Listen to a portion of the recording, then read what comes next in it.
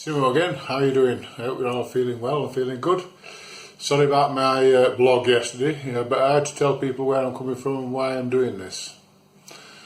The beard's still coming along, grey beard, not acting goat like I keep telling you. So today, as promised, I'm doing croissants. Now the thing is with croissants is, it's a sweet dough. So in my bowl I'm doing a ferment, what's called a ferment, which adds flavour to your bread. I'm doing two lots of bread today. I'm doing croissants, and I'm doing a normal yeast bread, which you'll see later on, with some sourdough in it, just to add a bit of flavour. That's it. That's what I'm doing today. So because with that bread, what we're going to do tomorrow, we're going to do some toast it, rub garlic on, make it into I forgot its name now, and have mozzarella cheese, tomato and basil on it. That's tomorrow's lunch, so that's why I'm doing that. So that'll be nice. Yeah, crostini, that's what they call it. Crostini, where you toast bread and put garlic on, rub garlic on. That's what I'm going to do tomorrow for dinner. So, on with the croissants. Now, what I've said, like I said earlier on, I do the fermented bread dough. So in my bowl, I've got some yeast. I've got 14 grams of yeast, which to you would be 2 packets of dried yeast. Yeah? 2 packets of dried yeast. Now, like I said, I've done a fermented dough for it. So what I've done is I've put in some yeast, flour and sugar and water. I've put approximately 300 mils of water in for the mix I'm doing. I'm doing 500 grams altogether with flour. So I've put 200 grams of flour in the bowl here. I've got another 3. And in here there's 1.5 teaspoons full of salt. Even though it's a sweet recipe, you still need a bit of salt in for flavour. So there's 1.5 teaspoons of salt in there. Now I don't know if I mentioned this before, but if you put salt in directly in with yeast, you'll kill the yeast. You've got to mix it in with the flour first, because if you, like I say, if you don't, you just kill the yeast and then it's no good. It's just dead as your bread. Dead it water before you start. But this is very lively stuff. I'm going to show you in a minute. There you go. I'm just going to turn you around. There you go. Lively stuff. Look at that. Fantastic. Really, really lively stuff. Like I said, it's a fermented dough, so it's had to ferment the yeast and the flour. So I'm going to add the rest of the flour, the other 300 grams of flour and the salt into there. Mix it round. There might be enough water in it actually, but like I said, with water and flour it's different. It's awkward. It can be awkward with flour and water because you can put too much in. That's it. Different flours soak up different amounts of water. See how it's knocking it back now into the dough. So where's my dough scraper? There it is.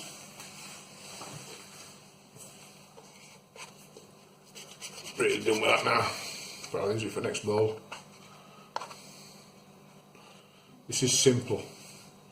You don't have to ferment the dough. I just do it because it adds flavour and it's different, it's nice, and it just shows you how other ways of making bread as well. You can leave it overnight as well. Yeah, what we're doing here, you can leave overnight.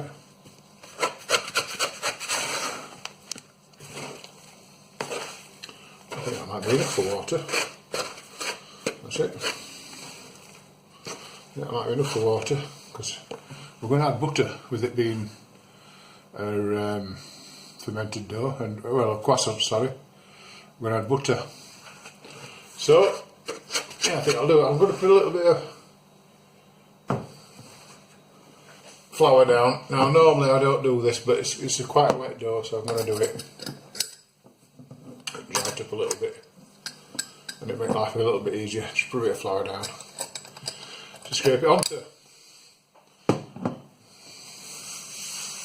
There you go.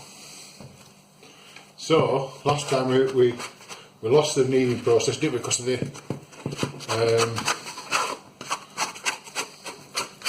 you've got to get everything out, because if you're working in a bakery, Again, trouble for leaving bits and pieces in the bowl because it's profit. You leave the profit in the bowl. So you can't do that. And it also, it's, like I say, it's all flavour. Right then. So if we just get rid of that, onto there.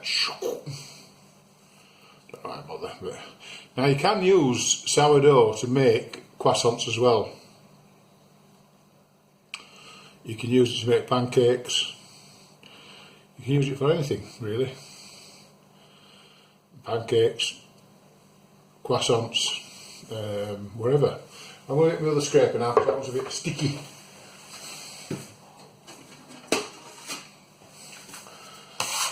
Like I said before, when I learnt as a chocolatier, I learnt that you could never have too many scrapers. A lot of this is out of the bowl. They're all mixing nicely.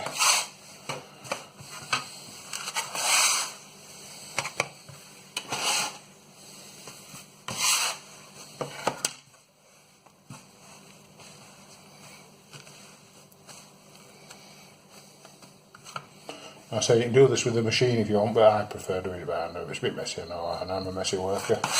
My missus was mad, but you know, that gives me pleasure. But yeah, so I'm going to knead the dough, get it into some sort of shape.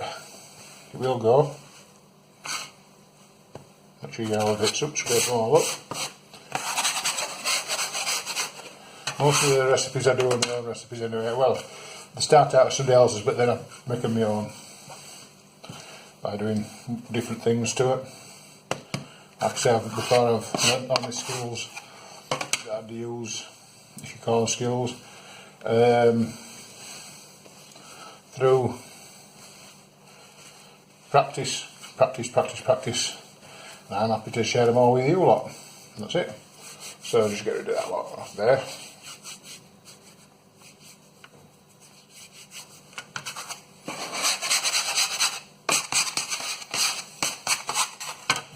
Put it all together.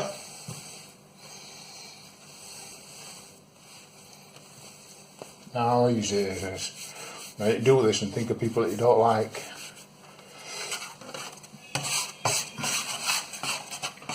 Use this as a therapy, kneading dough.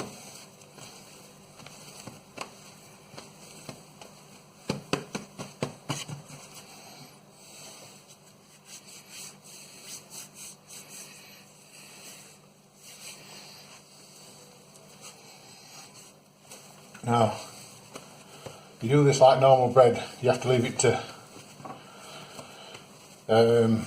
prove in the bowl, which, how easy is that, eh?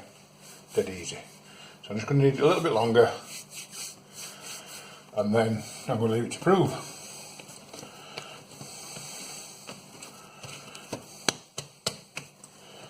Like I say, you can't make croissants without butter. It's got to be proper butter. French butter's nice if you can get French butter. I think President do one at supermarkets.